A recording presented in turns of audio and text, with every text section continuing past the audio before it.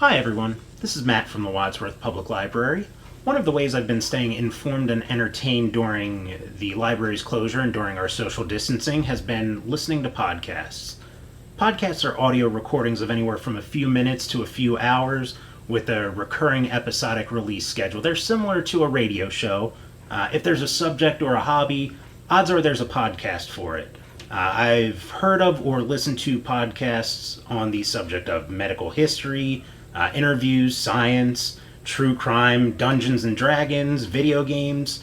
Basically, if there's an interest or a hobby out there, there's a podcast for it.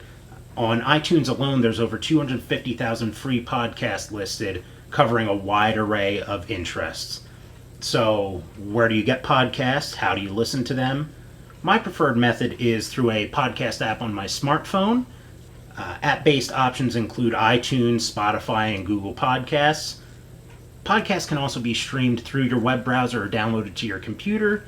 However, the advantage to an app on your phone or a program on your computer would be you'd get a notification every time a new episode of a podcast you're interested in is released. If you're new to the world of podcasts and want to get started, I'd recommend using the iTunes database, which can be found simply by searching iTunes Podcasts on Google. iTunes has podcasts neatly divided up into categories and subcategories, making it easier to find something that fits your interests. Many celebrities also have their own podcasts or have been featured as a guest on a podcast, so if there's a public figure that you're especially fond of, they can provide a good gateway to a podcast you'd enjoy. For me, podcasts serve two kind of opposite purposes.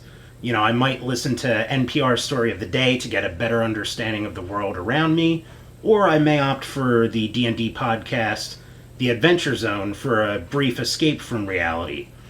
In these rather unusual times, podcasts have provided me with a steadying presence and a way to stay in touch with the world despite the social distancing going on right now.